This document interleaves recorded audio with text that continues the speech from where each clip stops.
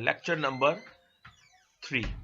So far, everything we have done in electrostatics has been based on Coulomb's law, which gives the electric force between point charges.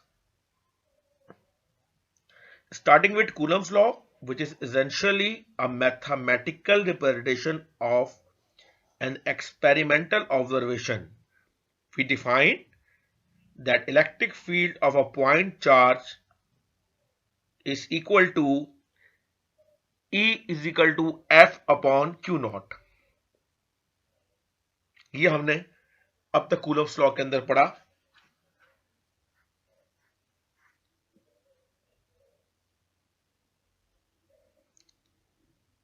Gauss's law provided us with an other way to calculate electric field.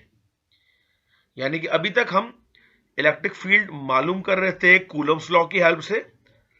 अब हम मालूम करने जा रहे हैं electric field ही Gauss's law से. It is equivalent to Coulomb's law for a point charges, which means that everything we have done so far using Coulomb's law could also be done if we had started with Gauss's law. यानी कि हमने अभी तक जो भी Coulomb's law से किया था वो अब गॉसेस लॉ से भी कर सकते हैं.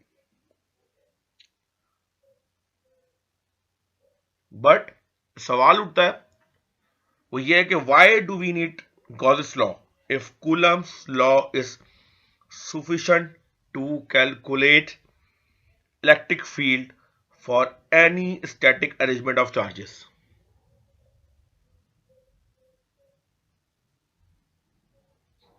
तो पहला या एक आंसर तो इसका यह बनता है कि Gauss's law offer a much simpler way to calculate electric field in situation with high degree of symmetry, such as spherical charges distribution.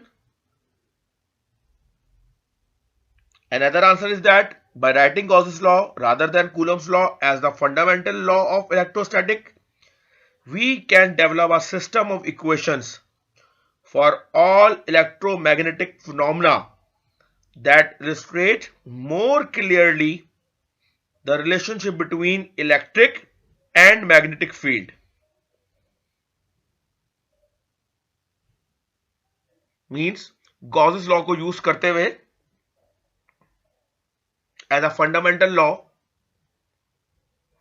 बजाय कूलम्स लॉ को यूज करें, हम गॉसेस लॉ को एज अ फंडामेंटल लॉ को use करते हुए हम system of equations develop करेंगे जो कि ज्यादा क्लियरिटी से इलेक्ट्रिक और मैग्नेटिक फील्ड के दरमियान रिलेशनशिप को शो करेंगी, जो कि हम देखेंगे भी मैक्सवेल इक्वेशंस के नाम से. ये तो दो रीजन. एक और रीजन है is that Gauss's law is valid in the case of rapidly moving charges, but Coulomb's law can be used only for charges that are at rest or moving very slowly. तो ये सबसे बड़ा major difference तो यहां पे आ गया कि Coulomb's law सिर्फ और सिर्फ वैलिड है स्टैटिक चार्जेस, यानी कि जो चार्जेस जो रेस्ट में, या वो चार्जेस जो बहुत ही स्लोली मूव कर रहे हैं, जबकि गॉसेस लॉ आपके स्टैटिक पे और हाई स्पीड से मूविंग करने वाले चार्जेस दोनों के ऊपर आप इंप्लीमेंट कर सकते हैं.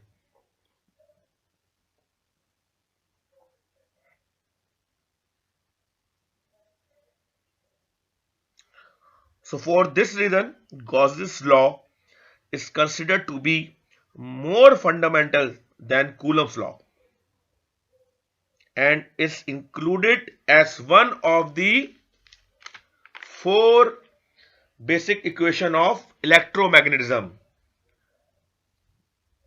जिन्हें हम कहते हैं मैक्सवेल्स इक्वेशन, जो कि हम आगे आपके टॉपिक्स में जाके डिस्कस करेंगे. But before we introduce Gauss's law,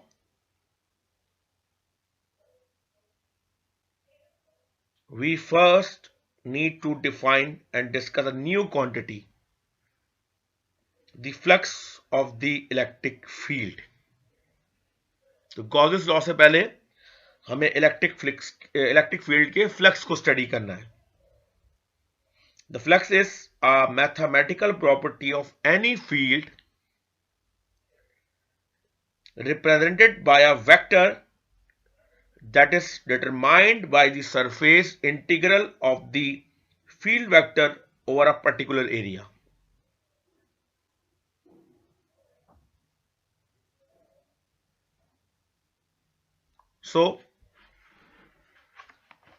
तो हमारा गॉसेस लॉ से पहले जो टॉपिक हम कवर करेंगे वो है इलेक्ट्रिक फ्लक्स. तो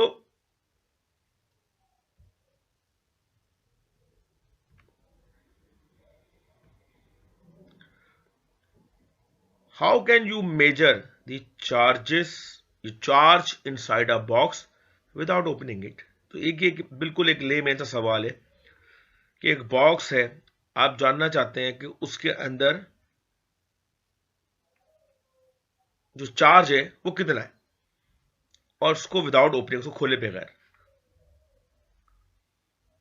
तो हमारे पास हम कहते हैं एक बॉक्स है जिसके अंदर unknown amount of charge enclosed है. तो इस चार्ज को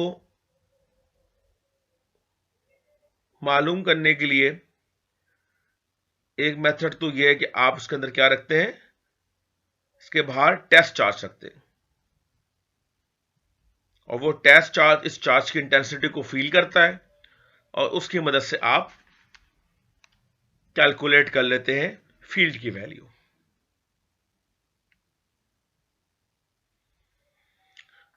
Gaussian surface is an hypothetical closed surface enclosing the charge distribution. हम Gaussian surface हम कहते हैं, hypothetical मतलब है कि इमेजरी शेप या एक इमेजरी सरफेस जो कि किसी भी शेप की हो सकती है, और उसके अंदर वो क्लोज सरफेस होगी और उसके अंदर चार्ज एक या एक से ज्यादा चार्जेस मौजूद होंगे. तो ये तो गॉसियन सरफेस की आप बस डेफिनेशन याद रखिएगा. अभी बाकी जब गॉसेस लॉ में जाएंगे तो हम मुख्तलिफ किस्म की गॉसियन सरफेसेस वहां पे स्टडी करेंगे. Electric flux. अब ये इलेक्ट्रिक फ्लक्स क्या होता है? Total number of electric line of forces passing through a surface is called flux at that surface. आपकी जो total number of electric line of forces हैं जो कि एक सरफेस से नॉर्मली पास हो रही होती हैं, उसको हम कहते हैं इलेक्ट्रिक फ्लक्स. अभी वेक्टर फॉर्म में मैं इसको आपको नेक्स्ट स्लाइड में दिखाता हूं. और एक सेकंड डेफिनेशन ये भी आप लोगों ने ऑलरेडी पढ़ी हुई है, the product of the surface area and normal component of electric field toward the surface is called as electric flux. जो सरफेस एरिया है और इलेक्ट्रिक फील्ड का सरफेस के ऊपर जो नॉर्मल कंपोनेंट है, उन दोनों के प्रोडक्ट को भी हम कहते हैं इलेक्ट्रिक फ्लक्स. और नॉर्मल कंपोनेंट इलेक्ट्रिक फील्ड होता है ई कॉस थीटा. आप लोग की प्रीवियस स्टडी में आप लोग ने ऑलरेडी स्टडी किया हुआ है.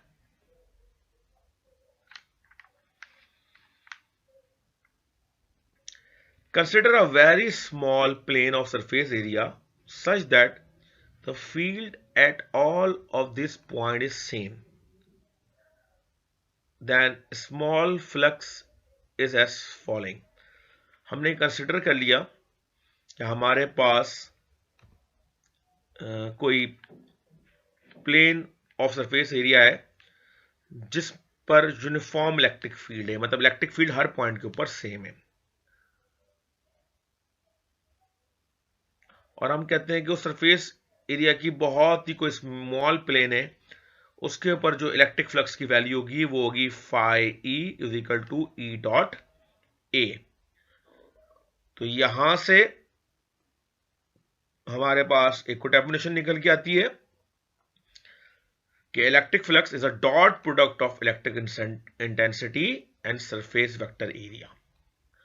और ये आप अपनी प्रीवियस नॉलेज से जानते हैं कि यहां पे हम फ्लक्स के टॉपिक के अंदर एरिया को, सरफेस एरिया को as a vector quantity consider करते हैं।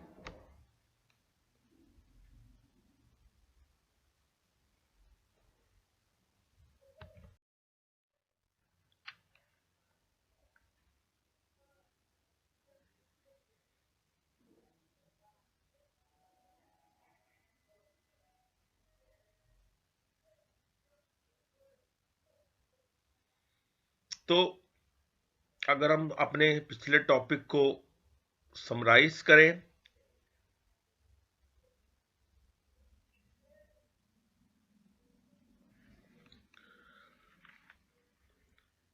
तो यहां पे एक अगर पॉजिटिव चार्ज होगा तो फ्लक्स आउटवर्ड होगा, ये हम देख चुके हैं। अगर जो अंदर चार्ज रखा हुआ है, charge enclose in the surface, उसको हम डबल कर देंगे तो फ्लक्स भी आपका डबल हो जाएगा, ये मैंने अभी ऊपर बताया था आपको। इसी तरह अगर आप अपने बॉक्स का साइज बड़ा कर दें, डबल कर दें, यानी कि बॉक्स की डायमेंशन को डबल कर दें, तो इसकी वजह से आपके फ्लक्स के ऊपर कोई चेंज नहीं आएगा। यानी कि डायमेंशन बढ़ाने से आपके फ्लक्स के ऊपर कोई चेंज नहीं आता, लेकिन चार्ज बढ़ाने से आपकी फ्लक्स चेंज होता है। तो अगर हम अपने पूरे टॉपिक को समराइज करते हैं तो हमारे पास जो रिजल्ट निकलते हैं वो ये निकलते हैं, whether there is a net outward और inward electric flux through a close surface depend on the sign of the enclose charge. अगर ये पॉजिटिव होगा तो आउटपुट फ्लक्स, ये अगर नेगेटिव होगा तो इनवर्ट फ्लक्स। पहली चीज तो ये हमने मालूम कर ली।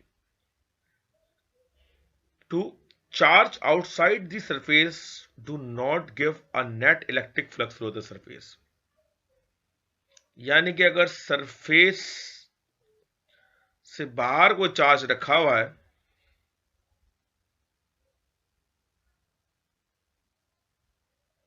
वो उससे इलेक्ट्रिक फ्लक्स पे कोई चेंजेस नहीं आएंगी। सही है? तो याद रखिए से हम इनक्लोज चार्ज में इंटरेस्टेड होंगे। जो हमारी गॉसियन सरफेस या इनक्लोज सरफेस से जो बाहर होगी चार्ज, हम उसमें इंटरेस्टेड नहीं है। Third, the net electric flux is directly proportional to the net amount of charge enclosed within the surface but is otherwise independent of the size of the closed surface। ये वाली बात की थी कि डायरेक्टली प्रोपोर्शनल है कि जो net charge enclose है आपकी क्लोज सरफेस के अंदर, उसके मैग्नीट्यूड से directly proportional electric flux.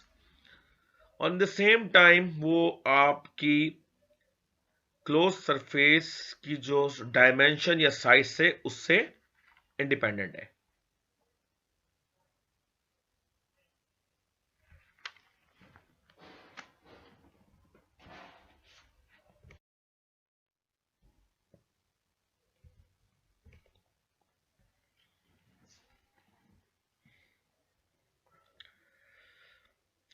The present definition of the flux of the electric field for a Gaussian surface is equal to phi is equal to summation E dot delta A।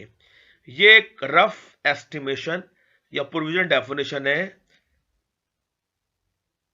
Electric field की या electric flux की Gaussian surface के ऊपर, जो आपने अपने intermediate level के ऊपर पढ़ी होगी। लेकिन हमें अपनी गॉसियन सरफेस का जो फ्लक्स कैलकुलेट करना है वो एक्यूरेटली कैलकुलेट करना है। तो उसके लिए जो एग्जैक्ट डेफिनेशन है वो है the exact definition of the flux of the electric field through a closed surface is found by allowing the area of the squares shown in the figure, जो हमने previous figure देखी, to become smaller and smaller. हम उसको मजीद छोटे से छोटा consider करेंगे और इतना छोटा करेंगे कि वो अपनी डिफरेंशियल लिमिट DA पे पहुंच जाए, मतलब बहुत ही स्मॉल लेवल पे हम उसको लेके चलेंगे। तो उस केस में आपका जो ये डेल्टा है ये DA से रिप्लेस हो जाएगा और ये जो समेशन है ये इंटीग्रल से चेंज हो जाएगा। तो ये हमारे पास एग्जैक्ट डेफिनेशन आ गई इलेक्ट्रिक फ्लक्स थ्रू अ गॉसियन सरफेस की। यहां जो कि इंटीग्रल के साथ ये जो आपको सर्कल दिख रहा है,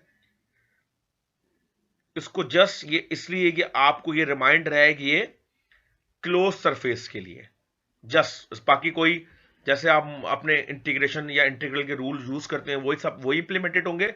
सो इसको ये रिमाइंड करने का मतलब होता है कि क्लोज सरफेस की इंटीग्रेशन है।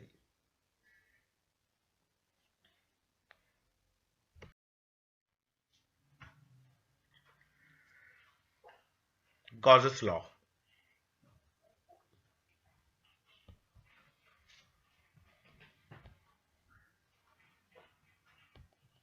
Gauss's law is an alternative to Coulomb's law. तो ये लास्ट क्लास में जो हमारी प्रेजेंटेशन थी, मैंने बहुत डिटेल में आप लोग को ब्रीफ किया था कि किस तरह जो कूलम्स लॉ से हम फील्ड की वैल्यू को फाइंड आउट करते थे स्टैटिक चार्ज के लिए, वही काम हम सेम गॉसेस लॉ से भी करते हैं। और वहां मैंने ये भी डिस्कस किया था कि हम एज अ गॉसेस लॉ को ज्यादा फंडामेंटल कंसिडर करते हैं as compare to Coulomb's law. और वहां मैंने उसकी रीजनिंग भी आपको बताई थी कि गॉसेस लॉ की हेल्प से जो आपकी इलेक्ट्रोमैग्नेटिज्म की जो चार बेसिक इक्वेशंस हैंगी, जिनको हम मैक्सवेल इक्वेशंस कहते हैं, वो भी गॉसेस लॉ की टर्म में ही एक्सप्लेन की जाती हैं, डिफाइन की जाती हैं। और दूसरा ये कि कूलम्स लॉ जो कि हमने पढ़ा था कि electrostatic force between two charges के लिए हम यूज करते हैं। तो ये सिर्फ स्टैटिक चार्ज या वो चार्ज जो बहुत ही स्लोली मूव कर रहे होते हैं उन पे ये एप्लीकेबल होता है, जबकि गॉसेस लॉ जो कि आपके चार्जेस जो कि हाई वेलोसिटी से मूव कर रहे होते हैं उनके लिए भी इंप्लीमेंटेड हैगा। सो while completely equivalent to Coulomb's law, Gauss's law provide a different way to express the relationship between electric charge and electric field. Gauss's law state that electric flux through any closed surface, और इधर closed surface से हमारी जो मुराद है वो है a surface enclosing a definite volume is proportional to the net electric charge inside the surface. तो Gauss's law ये कहता है इलेक्ट्रिक फ्लक्स, जो कि लास्ट क्लास में हमने बड़ा डिटेल में टॉपिक कवर किया अपना, किसी भी क्लोज सरफेस के थ्रू जो इलेक्ट्रिक फ्लक्स है वो प्रोपोर्शनल होगा उस सरफेस के अंदर इनक्लोज चार्ज से। Gauss's law is formulated by Carl Friedrich Gauss, एक साइंटिस्ट थे और एक ग्रेटेस्ट मैथमेटिशियन थे of all times.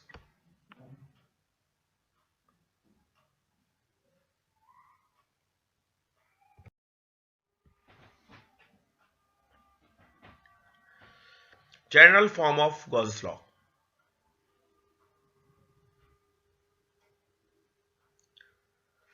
Suppose the surface enclosed not just one point charge। अभी जैसे हमने ऊपर केस देखा था वहां पे हमारी जो गॉसियन सरफेस थी जो कि सर्कुलर शेप में थी,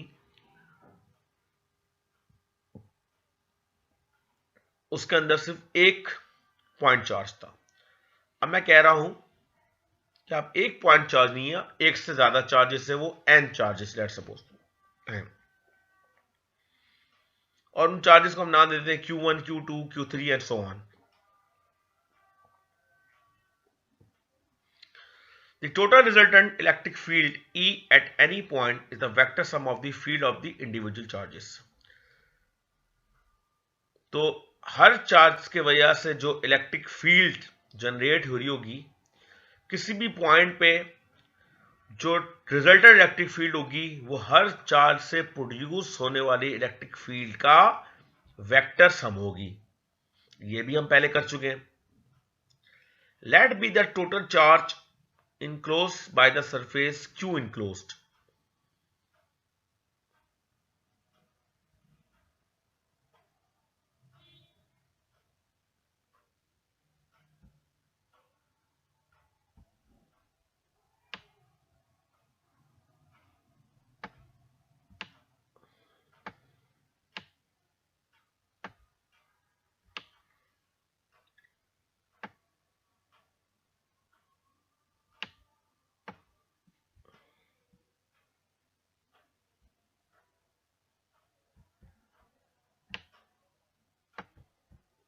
Just a minute.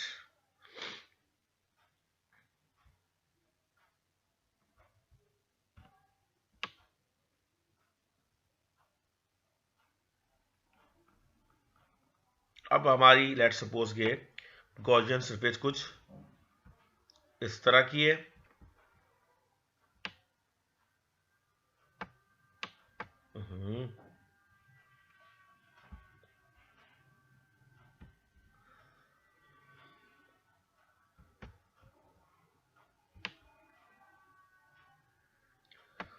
एक तो ये परफेक्ट स्फीयर नहीं है परफेक्टली.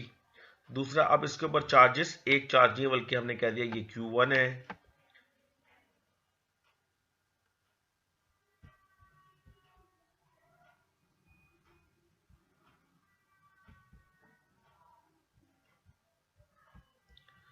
और ये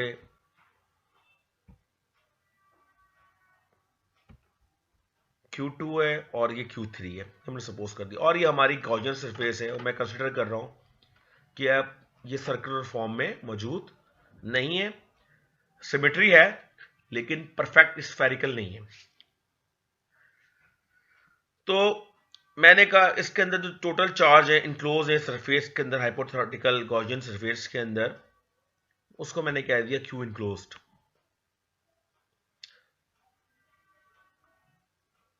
और also E let be the total field at the position of the surface area element dA. और अब हमने इस पूरी सरफेस को छोटे छोटे एलिमेंट ऑफ एरिया dA में ब्रेक कर लिया. और let E perpendicular be its component perpendicular to the plane of the element that is parallel to dA. अब जाहिर सी बात है, अब फील्ड जिसका पिछली केस में हमने देखा था कि वो हर पॉइंट के ऊपर परपेंडिकुलर थी सर्कुलर के अंदर, यहां पे अब वो चीज नहीं होगी. और हमने तो अब वो कंसिडर करना है जो कि सरफेस के ऊपर परपेंडिकुलर हो और हमारे एरिया ऑफ एलिमेंट के पैरेलल हो. हम सिर्फ उस कंपोनेंट को डील करते हैं फ्लक्स के अंदर. Then we can write an equation like above. अभी हमने इक्वेशन जो ऊपर लिखी थी वो सिर्फ थी स्फेरिकल स्फीयर के लिए, और उसके ऊपर ऑलरेडी हर चीज परपेंडिकुलर थी. तमाम फील्ड की लाइन एलिमेंट के एरिया के साथ पैरेलल थी और मैक्सिमम फ्लक्स था. लेकिन यहां पे केस थोड़ा सा डिफरेंट है, जहां पे फील्ड की लाइन कहीं परपेंडिकुलर होगी कहीं नहीं होगी. तो हमने एक general form of Gauss's law बना लिया और ये हमने वही क्लोज इंटीग्रल और E डॉट डी ए, और ये बराबर होगा Q enclose upon epsilon not के. तो ये आपकी आ गई general form of Gauss's law. और इधर से यहां पे जो स्टेटमेंट निकलती है वो निकलती है the total electric flux through a close surface is equal to the net electric charge inside the surface divide by epsilon naught.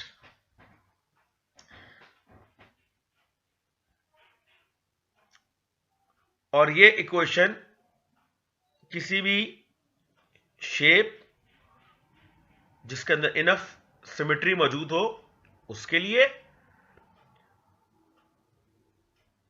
और जितने भी अमाउंट ऑफ चार्जेस या एन अमाउंट ऑफ चार्जेस उसके अंदर इनक्लोज हो, उन सबके लिए ये इक्वेशन वैलिड है कि आपकी।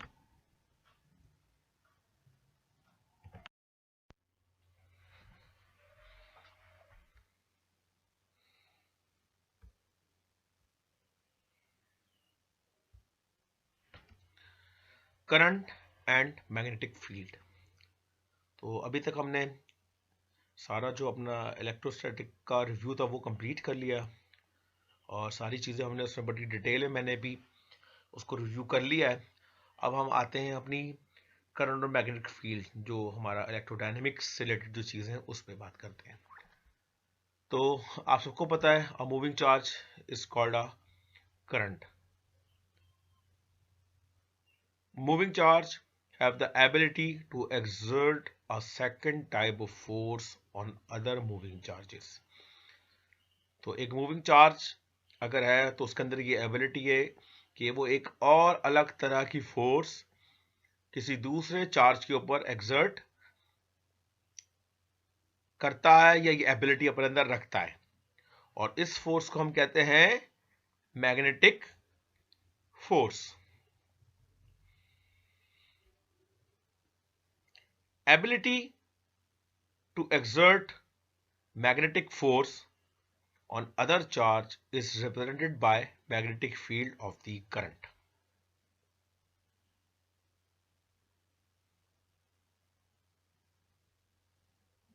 तो चार्ज की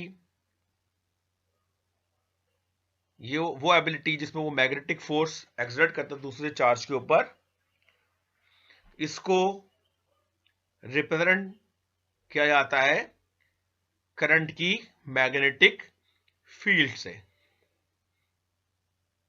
और इस फील्ड की डायरेक्शन आप डिटरमाइन करते हैं using right hand rule.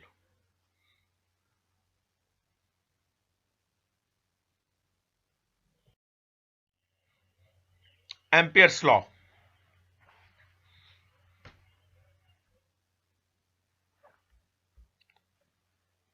The magnetic field in space around an electric current is proportional to the electric current which serves as its source.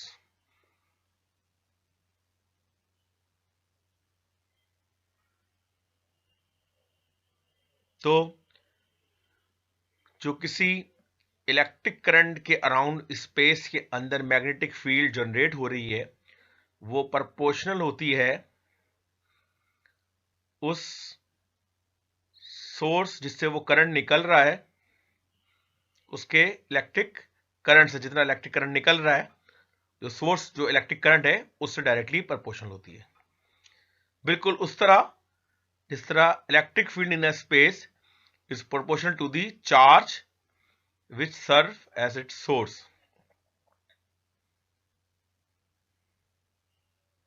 तो आप जितना ज्यादा चार्ज का जो सोर्स चार्ज है उसका मैग्नीट्यूड बढ़ाएंगे, उतनी ही इलेक्ट्रिक फील्ड की वैल्यू इंक्रीज हो जाती है।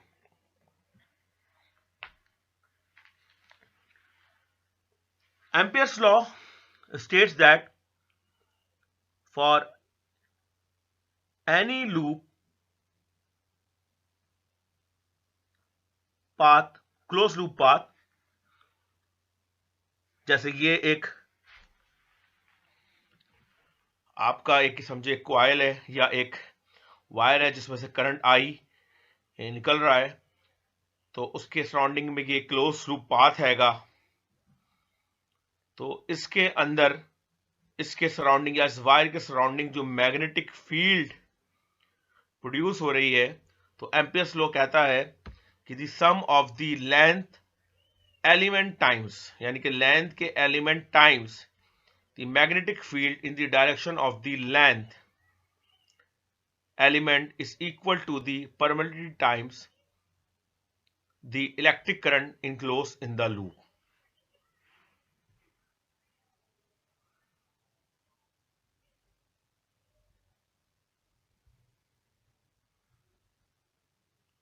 तो यहां से ये स्टेटमेंट इसकी निकलती है, बी पैरेलल डेल्टा एल, जो इस लेंथ के स्मॉल एलिमेंट्स हैं, इनका जो प्रोडक्ट का सम होगा, इनकी प्रोडक्ट का जो सम होगा वो बराबर होगा म्यू नॉट आई, जो कि कहलाती है मैग्नेटिक परमिएबिलिटी, टाइम्स जो उस लूप के अंदर से जो करंट आई गुजर रहा है उसकी प्रोडक्ट के।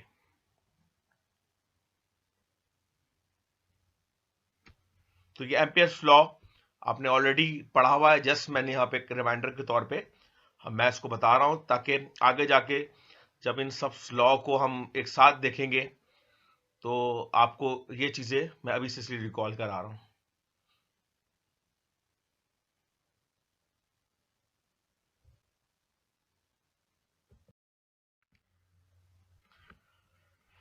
Faraday's law.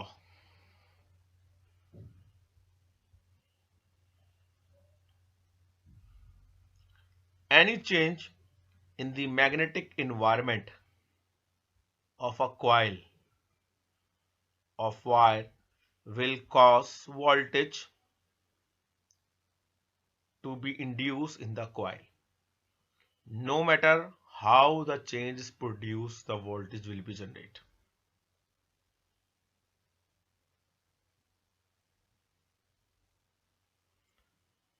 तो अगर आप किसी कॉइल ऑफ वायर जैसे कि एक कॉइल है एक वायर का,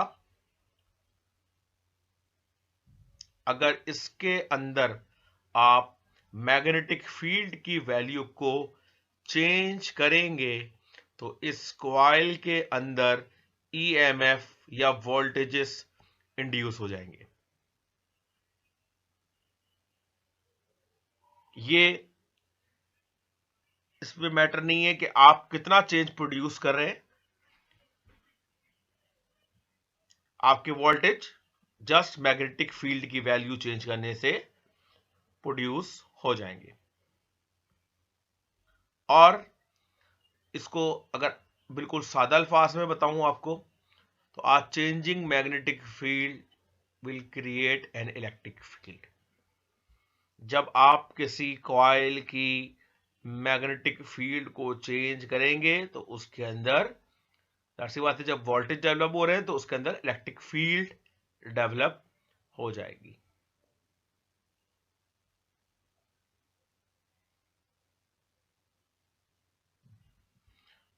Faraday law is a fundamental relationship which comes from Maxwell equation.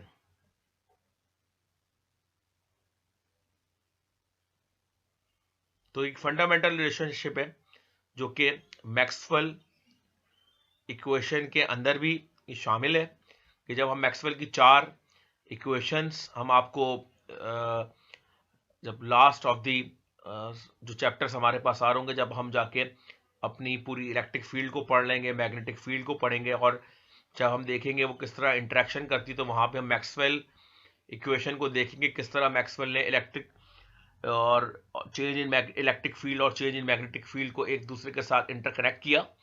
तो वो हम मैक्सवेल की इक्वेशंस में जाके अपने एडवांस टॉपिक्स के अंदर इसी कोर्स के अंदर देखेंगे। तो इस तरह यहां में जो हमारा जो introduction to electromagnetic field theory का जो टॉपिक था उसको मैं यहाँ क्लोज करता हूं।